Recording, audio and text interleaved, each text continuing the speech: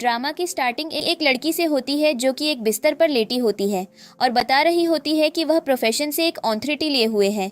उसे एक blue skirt society ने अप्रोच किया जो कि सिटी के माफिया लोगों को मारने का काम करती है और इस सिटी का सबसे बड़ा माफिया जिसका नाम सिनलिन है उसको अप्रोच करने के लिए उन लोगों ने जेंगी का इस्तेमाल किया है, क्योंकि जेंगी जो है वह एक अच्छी ऑथर है और अच्छी नॉवेल्स लिख चुकी है जिनको सिनलिन पसंद करता है। और अभी यहाँ पर वह सिनलिन के प्लेस पर होती है जहाँ पर सिनलिन उसके क्लोज आता है और उसे अजीब तरीके से चेक करने लगता है और जेंगी कहती है तुम मुझे ऐसे चेक क्यों कर रहे हो। सिनलिन बोलता है क्योंकि मुझे किसी पर विश्वास नहीं है। आजकल मेरी संख्या बहुत ज़्यादा बढ़ गई है जो मुझे मारना चाहते हैं, जो मुझसे नफरत करते हैं। इसलिए मैं चाहता हूँ कि तुम अपने कपड़े चेक कराओ कि तुम्हारे पास कोई ऐसा खतरनाक हथियार तो नहीं है। जिस पर जेंगी कहती है यह शुभकामना खुद कर लूँगी और वह अपने कपड़े उतारकर सिनलिन को दिखा देती है। अब सिनलिन को यहाँ पर ट्रस्ट हो जाता है और वह जेंगी से कहता है अब यहाँ से जाओ, तुम्हारा खेल खत्म हुआ। जेंगी अब थोड़ा सोच में पड़ जाती है क्योंकि उसे इस लोकेशन से नहीं जाना था और उसे सिनलिन की नज़रों में आना था। इसलिए वह दोबारा से सिनलिन के पास जाती है और कहती है मैं यहाँ से नहीं जाना चाहती हूँ, मैं तुम्हें पसंद करती हूँ, क्या मैं तुम्हारे इस काम में मदद कर सकती हूँ।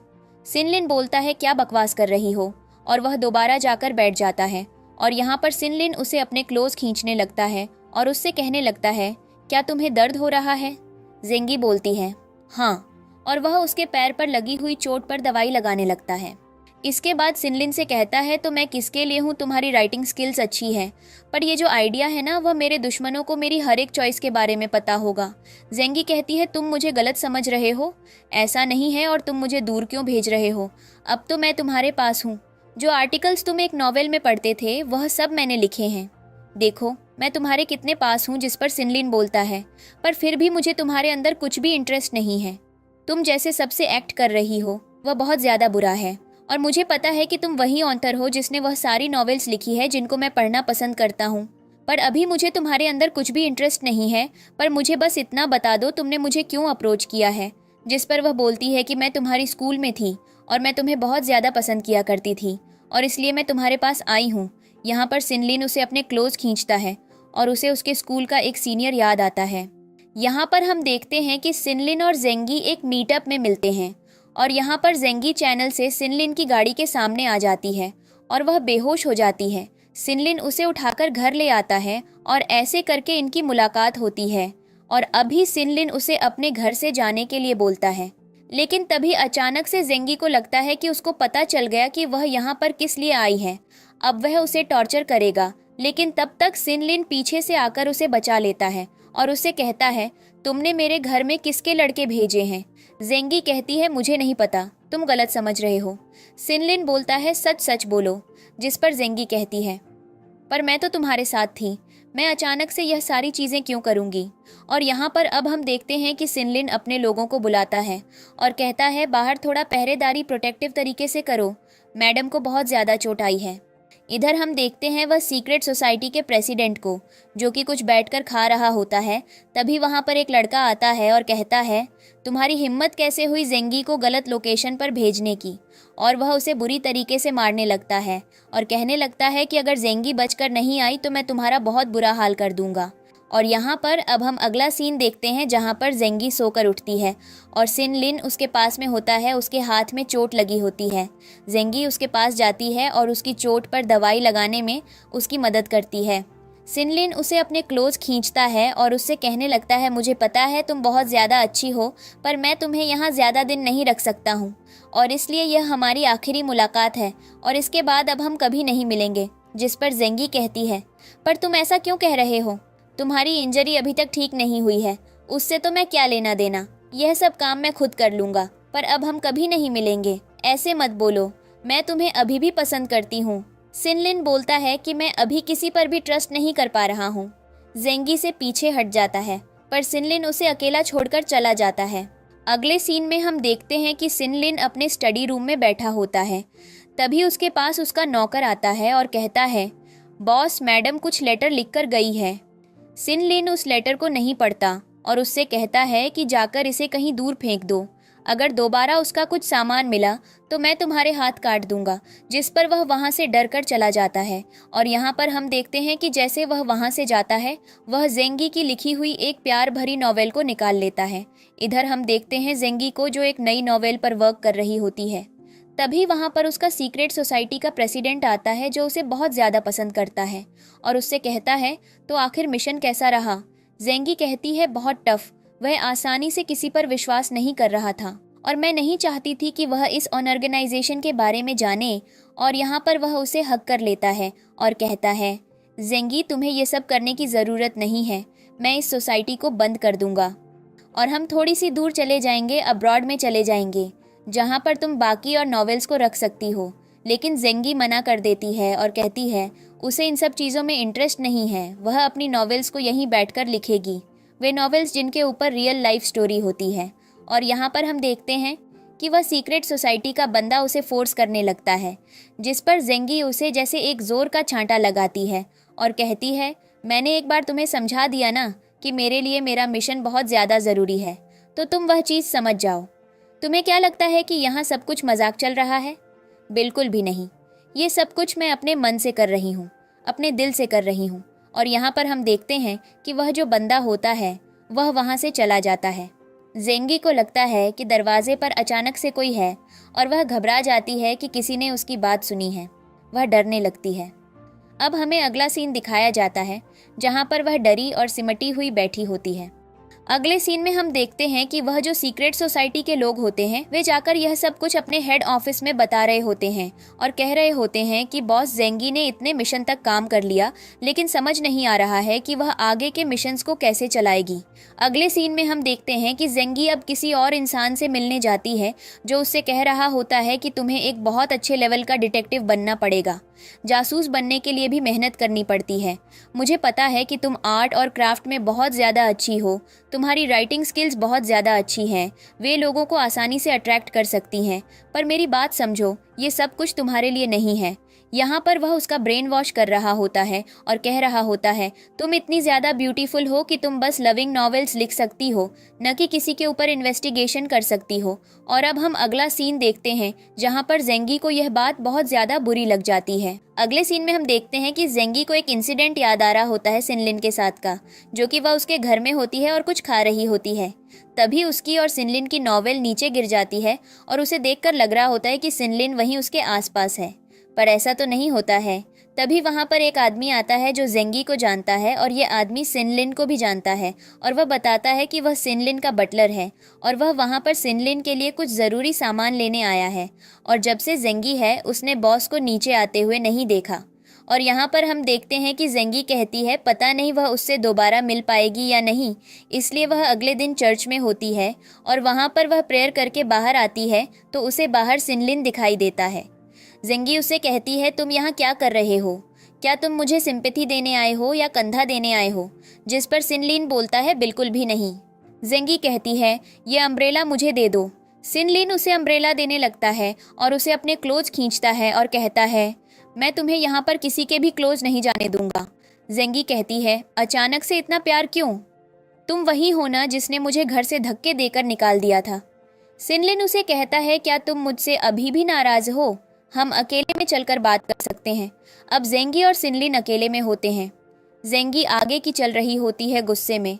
सिनलिन उसे फॉलो कर रहा होता है और अचानक से जेंगी का पैर ट्विस्ट कर जाता है। सिनलिन उसके पास आता है उसकी मदद करने के लिए और उससे कहता है, तो मेरे पीठ पर बैठ जाओ, मैं तुम्हें यहाँ से ले जाऊँगा। और वह जेंगी को गोद में उठा लेता है और वह उसे जगह के टॉप एरिया पर पहुँच जाता है और उससे कहता है, तुम कुछ बता रही थी अपने कल रात के सपने के बारे में। और यहाँ पर वह साइड पर खड़ा होता है। जेंगी उससे झूठ बोल रही होती है कि कल रात सपने में उसने सिनलिन को देखा और वह बस उसे देखना नहीं चाहती थी। और जैसे ही वह सिनलिन को धक्का देने वाली होती है, अचानक से वह ऐसे रिएक्ट करने लगती है कि वह उसे हग कर लेती है। सिनलिन बोलता है, मैंने भी तुम्हें मिस किया, और वह उसे किस करने लगता है और उसके बाद वह सुबह से ले जाता है। वह उसे गोद में उठा लेता है और अब हम देखते हैं कि वह उसे चर्च के बाहर ले आता है और कहता है, चर्च के अंदर तुम्हारा कुछ सामान रह गया था, क्यों ना तुम अंदर चलकर देख लो। और अब हम देखते हैं कि जेंगी जैसी अंदर जाती है, उसे अपनी सीक्रेट सोसाइटी के 3 लोग मिलते हैं जिनको सिनलिन ने पकड़ लिया होता है। जेंगी कहती है, तो तुमने मेरे ऊपर शक किया और यह सब तुम्हारी ट्रिक थी। तो मैं पहले से पता था कि यहाँ पर कुछ गड़बड़ है। सिनलिन बोलता है, तो क्या लगता है तुम मुझे धोखा दोगी? इतने सालों का मुझे एक्सपीरियंस है। और यहाँ पर हम देखते हैं कि जेंगी के हाथ में गन पकड़ा देता है और कहता है, इनमें से किसी एक इंसान को तुम अपने हाथ से हिट करोगी। अब जेंगी को समझ नहीं आता वह क्या करे और वह गन को देखकर तो कहीं पर रह जाती है। और सिनलिन जो बिल्कुल एकदम फियरलेस खड़ा होता है, उसे बिल्कुल भी समझ नहीं आ रहा होता कि वह क्या करे। इसीलिए वह सीधा गन सिनलाइन की तरफ पॉइंट कर देती है और कहती है, तो मुझे समझना चाहिए था कि मैं तुम्हारी दुश्मन हूँ। सारी सच्चाई जानने के बाद भी तुमने मुझे गले लगाया और तुम्हें बिल्कुल भी डर नहीं लगा। इधर सिनलिन के आदमी होने जेंगी की गर्दन पर गन रख दी होती है। उधर वह अरेंज के ऊपर अटैक करने वाले होते हैं। सिनलिन उससे बोलता है, तो डर क्यों रही हो? तुम्हारा तो मकसद यही था ना, मुझे मारना। चलो अपना मकसद पूरा कर लो और कहानी खत्म करो। और जहां पर उसकी तरफ गन पॉइंट करके अटैक करने जाती है, लेकिन तब तक सिनलिन उसके हाथ से गन छीन लेता है। अब सिनलिन की भी गन जेंगी के सर पर होती है और यहाँ पर अब हम देखते हैं कि जेंगी बहुत ज़्यादा डर रही होती है कि वह क्या करे क्या न करे। और यहाँ पर सिनलिन उससे कहता है, अपनी आंखें बंद कर लो, शायद दर्द कम होगा। और हम देखते हैं कि वह अटैक कर देता है, लेकिन पता चलता है कि उस गन के अंदर एक भी बुलेट नहीं थी। वह बस जेंगी को डरा रहा था और उससे कह रहा था, तुम्हारे जैसे छोटे मोटे खेल मैं नहीं खेलता। तुम मेरी फेवरेट राइटर हो, तो मैं मार दूंगा तो मेरी फेवरेट नॉवेल्स कौन लिखेगा? उनको मैं नहीं पढ़ पाऊंगा और शायद मेरी याद ही लाइफ वहीं ख़त्म हो जाएगी। उम्मीद करता हूँ कि यह सीक्रेट सोसाइटी तुम्हें बहुत कुछ देगी और आगे भी चलकर तुम मुझसे मिलने आती रहोगी। और वह जेंगी को वहाँ से फ्री छोड़ देता है। जेंगी सीधा अपने घर जाती है, जहाँ पर उसकी स्टेप सिस्टर उसे देखकर बहुत ज़्यादा खुश होती है। लेकिन तब तक वहाँ पर उसकी मदर आ जाती है और कहती है, इतने टाइम बाद तुम्हारी घर वापसी देखकर मुझे हैरानी हो रही है। तुम यहाँ क्या करने आई हो? वैसे तुम्हें पता है ना, हमारे पास इतने पैसे नहीं हैं कि हम तुम्हें खाना खिला सकें। लेकिन तभी अचानक से उसकी स्टेप सिस्टर दिया, वह अपनी मॉम के सामने जेंगी के लिए लड़ने लगती है और कहने लगती है कि मदर, आपको मेरी सिस्टर से इस तरीके से बात नहीं करनी चाहिए। तब तक वहाँ पर उनके फादर आ जाते हैं, जिनके चेहरे पर बहुत ज़्यादा चोट के निशान होते हैं, और उनकी तरफ देखती है और उसे इंसिडेंट याद आता है जब सीक्रेट सोसाइटी के प्रेसिडेंट ने उसे अप्रोच किया था उसके साथ चलने के लिए। उसे यहाँ पर कई सारे ख्वाब दिखाए गए थे जो कि प्यार से रिलेटेड थे, पर वे सारे ख्वाब तोड़ दिए गए। और अब हम देखते हैं कि जेंगी अभी प्रेजेंट में देखती है कि उसके डैड को किसी ने बुरी तरीके से मारा होता है और उससे कह रहे होते हैं कि जेंगी, ये सब कुछ तुम्हारी वजह से हुआ है। जेंगी यहाँ पर बहुत ज़्यादा शर्मिंदा होती है क्योंकि उसे यह सब कुछ नहीं चाहिए था। वह बस अपनी फैमिली का भला चाहती है और वह कहती है, डैड आप मुझे बताइए, मैं आपके लिए क्या कर सकती हूँ? क्या मैं आपकी तरह बन सकती हूँ? मैं बस आपका कमांड चाहती हूँ, मैं सारे इंस्ट्रक्शंस चाहती हूँ। मैं जिस सीक्रेट मिशन पर थी वह मिशन फेल हो गया है। बुरी तरीके से मेरे पास रखने के लिए कुछ भी नहीं बचा है। और यहाँ पर हम देखते हैं कि वे कहते हैं, तुम किसी से शादी कर लो और शादी उससे करो जिसको मैं पसंद करता हूँ। और वह यहाँ पर जेंगी को अप्रोच करते हैं किसी और लड़के से शादी करने के लिए। और तभी वहाँ पर एक लड़का आता है जो आकर जेंगी से कहता है, मैं भी उसी सीक्रेट मिशन में हूँ और मैं तुम्हें बहुत अच्छे से जानता हूँ। मुझे पता है मिशन फेल हो गया है, पर मैं उम्मीद करता हूँ कि तुम बिल्कुल ठीक होगी और मैं यहाँ पर तुम्हारे पास आया हूँ तुमसे कुछ ज़रूरी बात करना। मैं तुमसे बहुत ज़्यादा प्यार करता हूँ, क्या तुम मुझसे शादी करना चाहोगी? और वह अरेंज को उसकी फैमिली के सामने प्रपोज कर देता है और शादी की तैयारियां करने की बात करने लगता है। जेंगी उससे शादी करने के लिए रेडी हो जाती है क्योंकि उसे लग रहा होता है कि उसने इस मिशन को पूरा नहीं कर पाया है और अब उसके पास कुछ भी नहीं बचा है। यहाँ पर वह एक लेटर लिखती है और यहाँ पर वह जो लेटर होता है वह सिनलिन के लिए लिख रही होती है। ये एक फॉर्मल इन्विटेशन होता है सिनलिन का उसकी शादी के लिए। और यहाँ पर हम देखते हैं सिनलिन को जो बैठा होता है और उसके पास जेंगी की शादी का इनविटेशन पहुँचता है, जिस पर सिनलिन उसे नहीं खोलकर देखता है। और यहाँ पर अब हम अगले दिन का सीन देखते हैं जहाँ पर जेंगी अपने फादर के साथ चर्च में जाती है और वह कोशिश कर रही होती है कि उसकी शादी जल्दी से जल्दी हो जाए। यहाँ पर जैसे उसका फियंसे उसे रिंग पहनाने वाला होता है, वहाँ पर सिनलिन की एंट्री हो जाती है और वह बोलता है कि मैं तुम्हें किसी और से शादी नहीं करने दूंगा। और वह जेंगी को भारी सभा में अपनी गोद में उठाकर ले जाता है और इनके फादर चिल्लाते रह जाते हैं कि कोई उसकी बेटी को बचा ले, पर कोई भी उसकी मदद के लिए नहीं आ पाता। और अगले सीन में सिनलिन जेंगी को ज़बरदस्ती किस कर रहा होता है। जेंगी उससे कहती है, क्या तुम्हें रिग्रेट हुआ मेरे जाने के बाद? पर तुमने तो मुझे छोड़ दिया था, मैं तुम्हारे लायक नहीं थी। अब अचानक से ये चेंज क्यों? जिस पर सिनलिन उससे कहता है, बकवास कम करो। और यहाँ पर हम देखते हैं कि इनके बीच में क्लोज मूवमेंट बन रहे होते हैं। अगले सीन में हम देखते हैं कि इनके फियांसे को जिससे शादी कर रही होती है, वहाँ पर उसकी स्मॉल सिस्टर आती है और कहती है, ब्रदर मुझे पता है कि आपसे बहुत बड़ी गलती हो गई है, पर आप मेरी बहन को जाकर ढूंढिए, वह आपको छोड़कर नहीं गई है, वह बहुत ज़्यादा अच्छी है। जिस पर वह फियांसे बोलता है, मैं सब जानता हूँ। और हमें पता चलता है कि ये सब कुछ फिर से सीक्रेट सोसाइटी की प्लानिंग का पार्ट होता है। और जब भी वह मिशन पर होती है, उसकी सिस्टर बहुत ज़्यादा टेंशन में आ जाती है और उसे जब पता चलता है कि यहाँ तो सबके साथ धोखा हुआ है।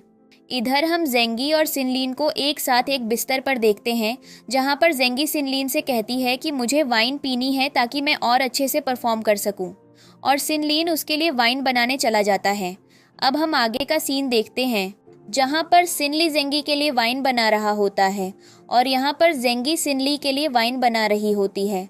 और उसे यहाँ पर सिनली के लिए वाइन बनाते टाइम अपने सीक्रेट सोसाइटी के प्रेसिडेंट की बात याद आती है कि बेटा मकसद नहीं भूलना है, पता है ना कि तुम्हें वहाँ क्यों भेजा गया है। और अब हम देखते हैं कि जेंगी यहाँ पर सिनली को वाइन दे दिया करती है और उसके क्लोज आती है, उसे किस करती है और उसे वाइन का ग्लास देती है। जिस पर सिनली देखता है कि जेंगी जो है अपने वाइन के ग्लास से वाइन नहीं पी रही है और वह सिनली से कहती है क्या एक्सचेंज करे। जिस पर सिनली को कुछ डाउट होता है और वह कहता है बिल्कुल। और यहाँ पर हम देखते हैं कि जेंगी को जो वाइन का ग्लास मिलता है, वह वाइन के गिलास को डर की वजह से नीचे फेंक देती है। तभी वहाँ पर कैट आती है और वह इनके ग्लास से कुछ पीने लगती है, जिस पर जेंगी कैट को वहाँ से भगा देती है। और यहाँ पर सिनली को रियलाइज़ होता है कि जेंगी के लिए उसे बिल्ली की लाइफ उससे ज़्यादा नेसेसरी है।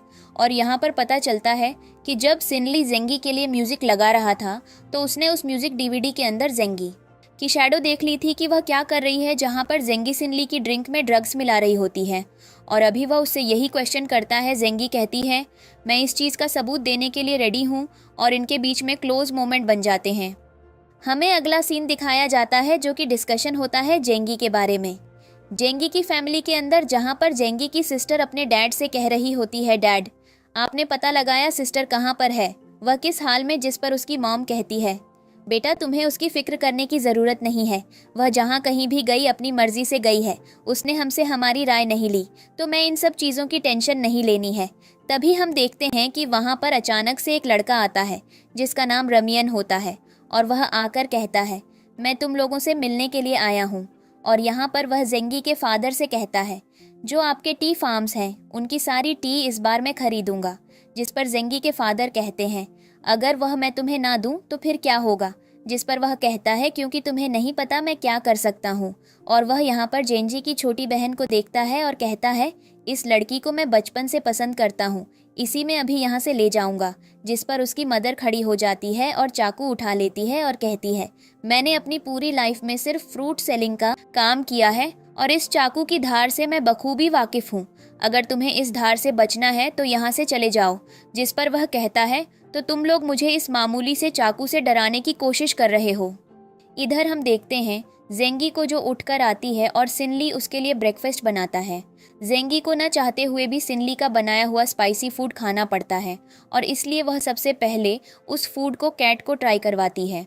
और यहाँ पर जेंगी को डाउट होता है कि ली ने फूड में कुछ ना कुछ मिला दिया होगा।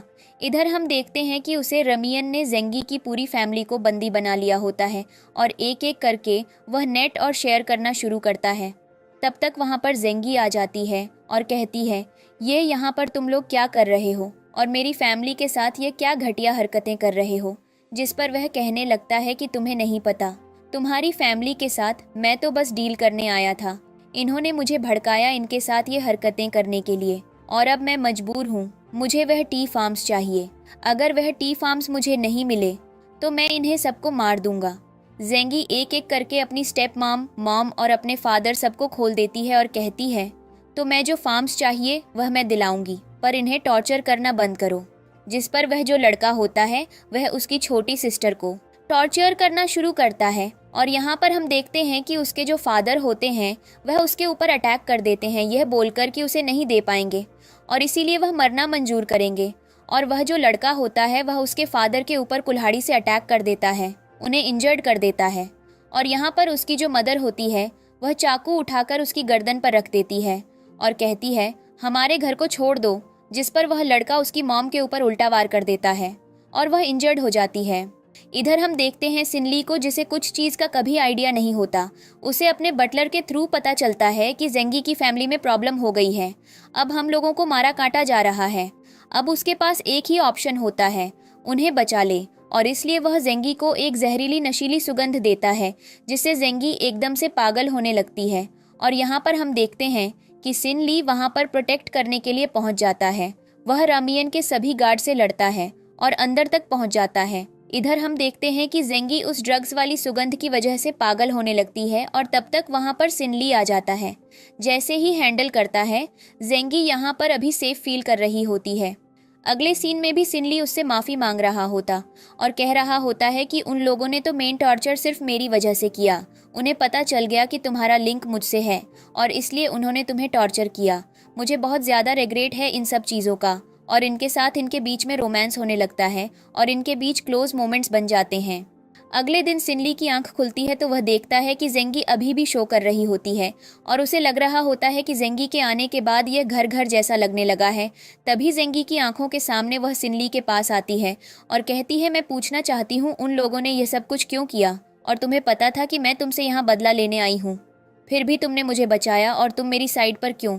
जिस पर सिनली उसे हग कर लेता है और कहता है वह सारी चीज़ें फेक हैं, मैं तुम्हें प्रोटेक्ट करना चाहता हूँ क्योंकि मुझे पता है तुम्हारी लाइफ में बहुत कुछ हो रहा है। और यह सब सुनने के बाद जेंगी को एक नई स्टोरी मिल जाती है और वह इसे अपनी एक नॉवल में पोर्ट्रे करने लगती है, जहाँ पर वह अपने पेरेंट्स और सिनली के बारे में लिखती है, जो कि उसके लिए बहुत ज़्यादा शॉकिंग होता है।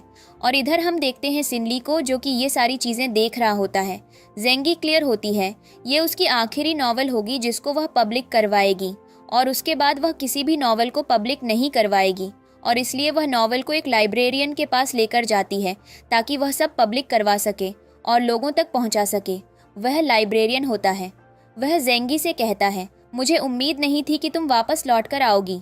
जेंगी कहती है मैंने एक नई नॉवल लिखी है, मैं उसे पब्लिश करवाना चाहती हूँ। जिस पर वह बोलता है कि यह पॉसिबल नहीं है। जेंगी कहती है पर क्यों पॉसिबल नहीं है, मैं यह चीज़ करना चाहती हूँ।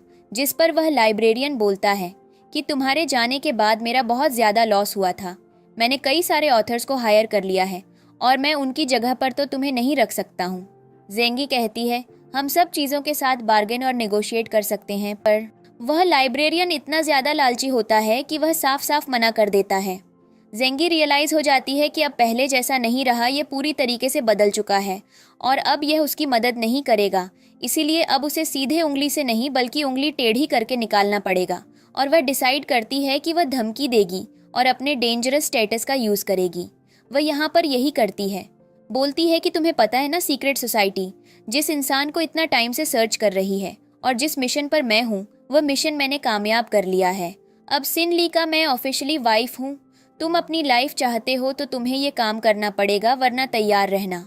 अगला फ्यूनरल इस कंट्री में तुम्हारा निकलता हुआ दिखाई देगा और लोग शोक मना रहे होंगे और उन्हें वजह भी नहीं पता चलेगी। जिस पर वह लाइब्रेरियन बोलता है कि तुम ये गलत कर रही हो, तुम्हें मेरी बात सुननी पड़ेगी। जेंगी कहती है मैंने डिसाइड कर लिया है और अब वह वहाँ से चली आती है।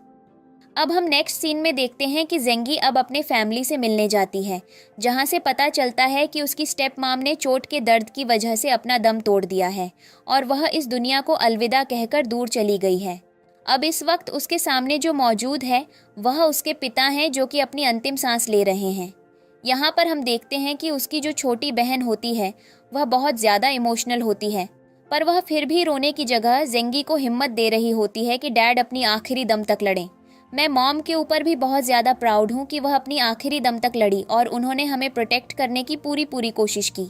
मैं अपनी मॉम के गुनहगारों को सज़ा देकर ही रहूँगी। और वहीं पर अपने डैड से कहती है हमें क्या करना चाहिए, जिस पर उसके डैडी टिकट निकालते हैं जो कि होती है अब्रॉड जाने की, और वह अपनी छोटी बेटी के हाथ में रख देते हैं और कहते हैं इसको लेकर कहीं दूर चली जाओ और एक अच्छी एजुकेशन लो और कुछ बड़ा करके दिखाओ। अभी इन सब बातों का वक्त नहीं है, हमें ज़िंदगी में बदलना चाहिए।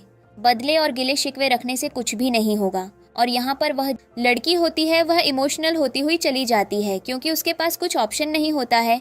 और अब हम देखते हैं कि बारी आती है रियल मिशन की, जो वह जेंगी को देते हैं। कहते हैं मैंने अपनी सारी प्रॉपर्टी और सारा बिजनेस तुम्हारे नाम कर दिया है लोगों की। इस बिजनेस के ऊपर कई टाइम से गंदी नज़र है। कई माफिया वर्ल्ड के लोगों ने आकर मुझे धमकाने की भी कोशिश की है। मुझे पता है कि सिर्फ तुम मुझसे प्रोटेक्ट कर सकती हो और यही बस मेरी आखिरी निशानी है। और इतना कहते ही वह जेंगी के सामने अपना दम तोड़ देते हैं। और जेंगी के लिए यह सब कुछ बहुत ज़्यादा शॉकिंग होता है क्योंकि वह ऐसा बिल्कुल भी नहीं चाहती थी और अब उसे नहीं समझ आता वह क्या करे। वह बस चुपचाप से देखती रहती है और बहुत ज़्यादा इमोशनल हो जाती है। अब वह उस मोमेंट पर पूरी तरीके से रो भी नहीं सकती क्योंकि उसे लग रहा होता है इन सब चीज़ों में उसकी गलती है। नेक्स्ट सीन में हम चर्च के अंदर देखते हैं जहां पर वह बैठकर अपने माता पिता की डेथ का शोक मना रही होती है। तभी वहां पर उसके हस्बैंड की एंट्री होती है जो कि सिनली होता है और वह उसे रोने के लिए अपना कंधा देता है और उसे प्रॉमिस करता है कि वह उसके लिए रिवेंज करेगा और जाकर उस इंसान को ख़त्म करेगा जिसने उसकी वाइफ को इतनी बुरी तरीके से हर्ट करने की कोशिश की है। जेंगी कहती है उसे रिवेंज नहीं चाहिए, उसे एक प्रोटेक्शन चाहिए जो कि उसके फैमिली बिजनेस को आगे तक ले जाए। सिन ली उसे इस चीज़ का भी प्रॉमिस करता है। और यहाँ पर अब हम देखते हैं अगला सीन जहाँ पर हम जेंगी के पेरेंट्स के मर्डर को बीच चौराहे पर लटका हुआ देख रहे होते हैं और जेंगी से बुरी तरीके से टॉर्चर कर रहे होते हैं। पर वह बच्चा इतना ज़्यादा बेरहम हो चुका होता है कि उसे उन लोगों को मारने का कुछ भी गम नहीं होता। उल्टा वह बार बार जेंगी को इन सारी गलतियों का दोषी ठहरा रहा होता है कि अगर उसके पेरेंट्स को वह पहले ही मना लेती वह सारे बिजनेस और सब कुछ देने के लिए, तो शायद आज सब लोग जिंदा होते और वह भी यहाँ पर अनाथ होकर नहीं खड़ी होती। और न उसे इतनी बड़ी कदम उठाने पड़ती, ना इतना बड़ा रिस्क लेना पड़ता है। सिनली उससे कहता है तुम्हें कमज़ोर पड़ने की ज़रूरत नहीं है। इसके जैसे चालाक साइको इंसान दूसरों के ब्रेन के साथ ऐसे ही खेल सकते हैं। वह इनके इमोशंस को अपने मतलब के लिए यूज़ करते हैं और यह इस वक्त भी यही कर रहा है। और जहाँ पर उसे मारने के लिए पूरी तरीके से तैयार होती है, लेकिन तभी वहाँ पर उसकी सिस्टर आ जाती है जिसने उस चालाक आदमी के सबसे एक डॉग को अपने हाथ में ले रखा होता है, जिसे वह मारने की धमकी दे रही होती है क्योंकि उसे अपने फादर की डेथ का बहुत ज़्यादा गम होता है। और उससे कह रही होती है वह सब कुछ वापस कर दो जो तुमने मेरे डैड से लिया है। तुम वह सारी चीज़ें डिज़र्व नहीं करते हो। मेरे डैड ने बहुत मुश्किल से उन सब चीज़ों को बनाया है। उनकी के प्लांट्स को सिखाने के लिए उन्होंने अपना खून पसीना बहाया है, जिस पर वह साफ साफ मना कर देता है और कहता है चाहे मुझे मौत भी आ जाए पर वह चीज़ें तुम्हें वापस नहीं मिलेंगी। जिस पर वह डिसाइड करती है कि वह उसके कुत्ते की गर्दन उसके सामने काट देगी। लेकिन यहाँ पर जेंगी उसे रोक देती है और कहती है ऐसा कुछ भी नहीं करना है, क्योंकि वह नहीं चाहती थी कि उसकी बहन के हाथ किसी के गंदे खून से रंग जाए। वह उसे समझाती है पर उसकी सिस्टर इतनी ज़्यादा जिद कर जाती है जिस पर जेंगी को उसके ऊपर हाथ उठाना पड़ता है और शायद इसी चीज़ को वह अपने दिल पर ले लेती है और कहती है ठीक है, मुझे समझ आ गया है कि मुझे मेरे घर को कैसे प्रोटेक्ट करना है। और वह जाकर अपना रास्ता जेंगी के साथ अलग कर लेती है, ये बोलकर कि शायद आपकी मदर बहुत टाइम पहले इस दुनिया से चली गई थी, पर अभी जो गई है वह मेरी मॉम थी और आपने ज़िंदगी भर बस उनसे नफ़रत की है। तो इन सब चीज़ों के लिए मैंने डिसाइड किया है कि मैं अपने पेरेंट्स का बदला खुद लूँगी। आप बस यहाँ बैठकर तमाशा देखो और इंसानियत का ढिंढोरा पीटो। और वह डिसाइड करती है कि वह इस आदमी को मार कर रहेगी। अगले सीन में हम सिन ली को देखते हैं जो किसी पुरानी जापानीज ट्रेडिशनल गर्ल से मिलने जाता है ताकि वह कुछ सीक्रेट पता लगा सके, पर उसे गर्ल के इरादे ठीक नहीं लग रहे होते हैं। वह सिनली को अजीब ढंग से टच कर रही होती है और बार बार जेंगी को डिवोर्स देने की बात कर रही होती है। पर्सी को यह नहीं पता होता है कि जेंगी दूर खड़ी यह सब कुछ सुन रही है और वह सिनली के साथ यह कोशिश पूरी करती रहती है। लेकिन तभी हम देखते हैं कि सिनली को वहाँ पर जेंगी नज़र आ जाती है और वह इस कोशिश को देखकर सोचता है कि यहाँ पर आग लगाने का मज़ा आएगा और वह भी उस लड़की को फेवर करने लगता है।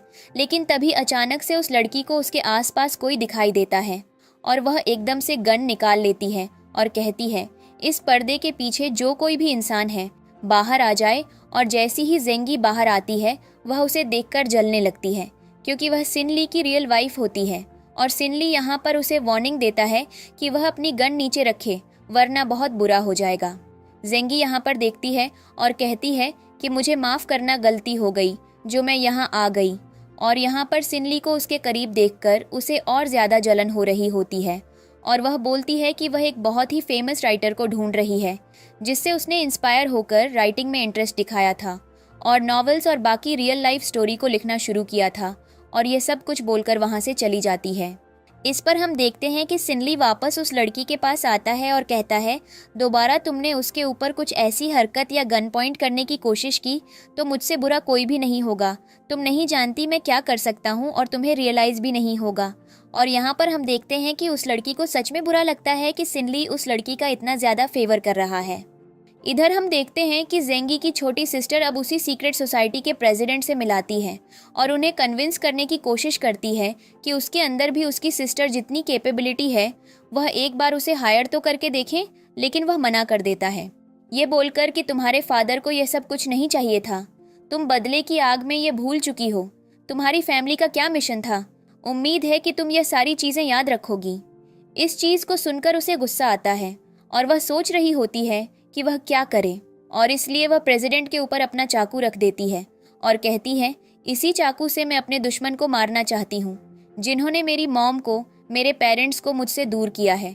शायद ये सारी चीज़ें तुम्हारे लिए कम होंगी पर ये सब कुछ मेरे लिए बहुत है। इधर हम देखते हैं पार्टी का सीन जहाँ पर जेंगी उसी प्रेसिडेंट के साथ गई होती है और सबके सामने वहाँ पर ड्रिंक कर रही होती है, लेकिन तभी वहाँ पर सिनली आ जाता है जिसको ये सब कुछ अच्छा नहीं लगता और वह बहुत ज़्यादा गुस्से में आ रहा होता है।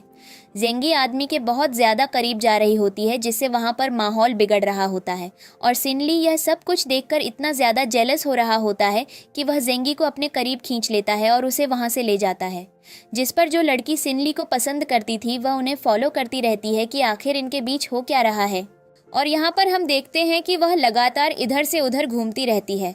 सिनली यहाँ पर जेंगी को कन्विंस करने की कोशिश करता है और उसे चुपचाप से घर ले आता है और कहता है, ऐसी पार्टीज में जाने का कोई मतलब नहीं बनता जहाँ पर मैं तुम्हारे साथ टाइम नाइट स्पेंड कर सकूँ, इसलिए मैंने घर पर ही तुम्हारे लिए कुछ अच्छा बनवाया है।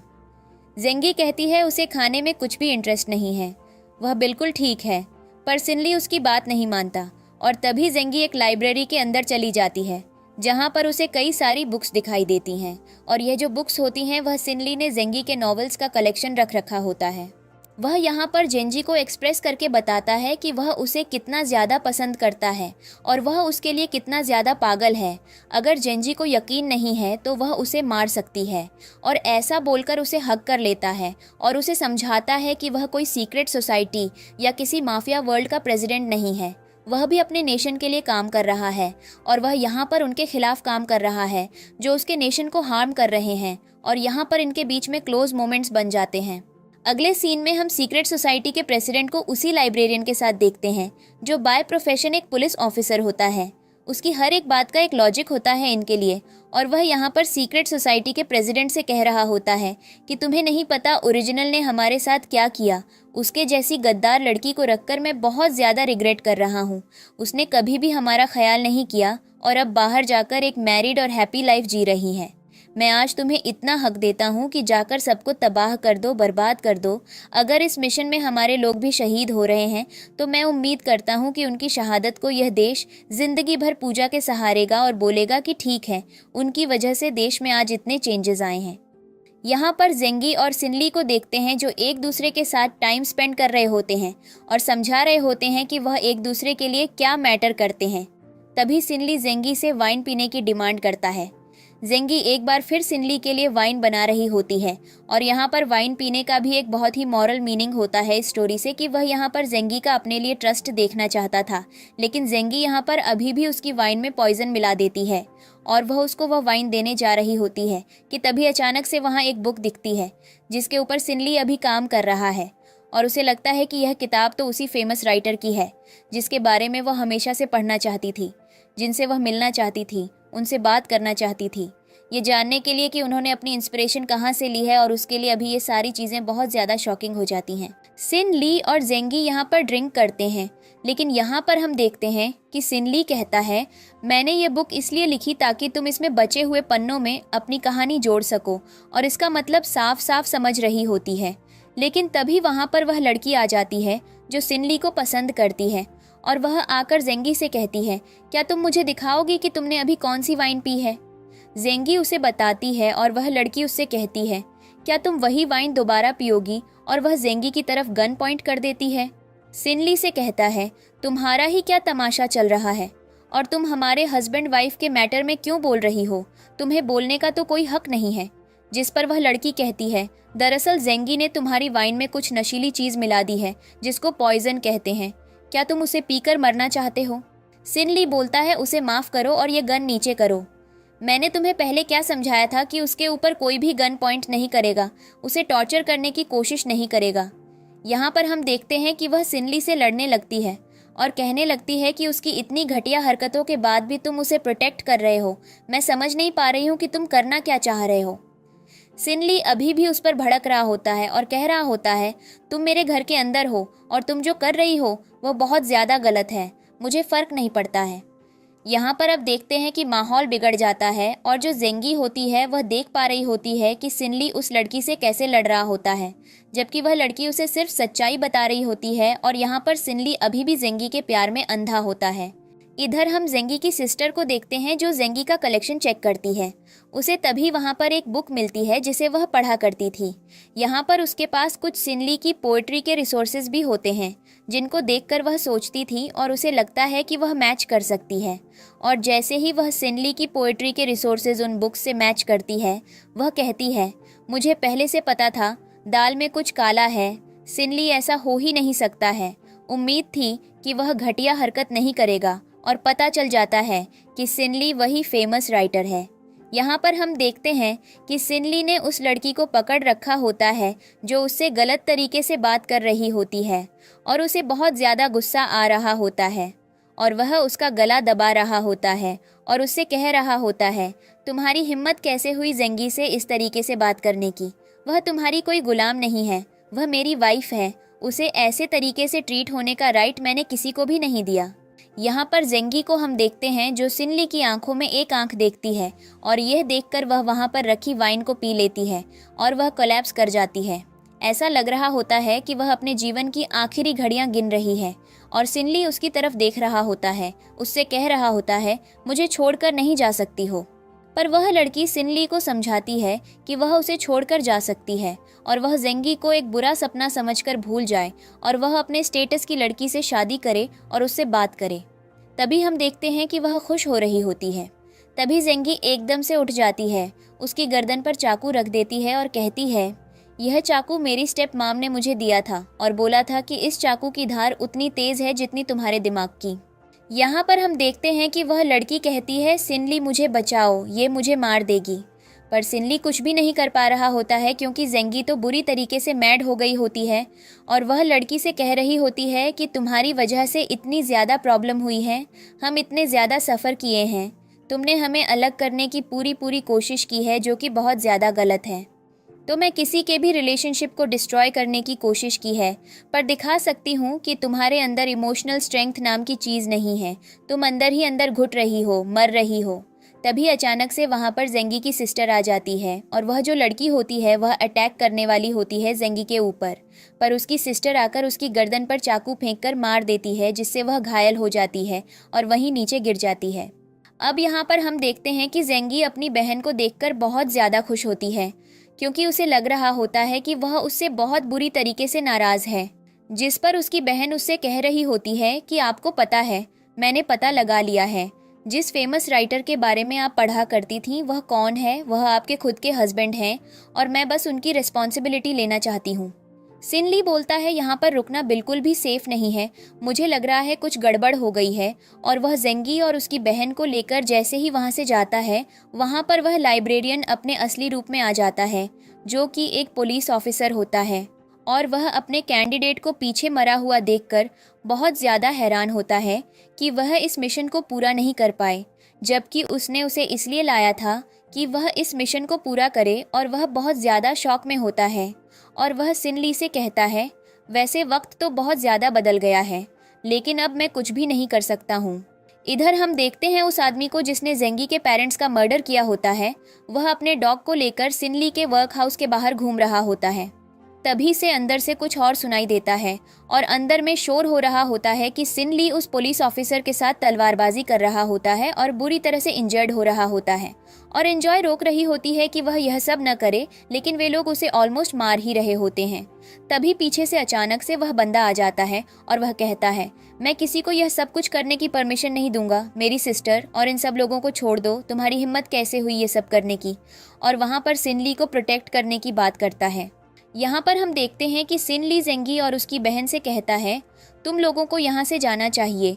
और वह कुछ रिसोर्सेज निकालता है जो कि बहुत ज़्यादा ज़रूरी होते हैं।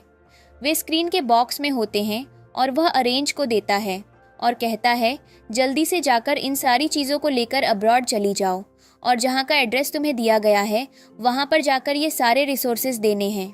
और वह ये सारी रिस्पॉन्सिबिलिटी सीक्रेट सोसाइटी के प्रेसिडेंट को देता है और उससे कहता है, इन सब लोगों को लेकर यहाँ से चले जाओ और इस मैटर को हैंडल करना।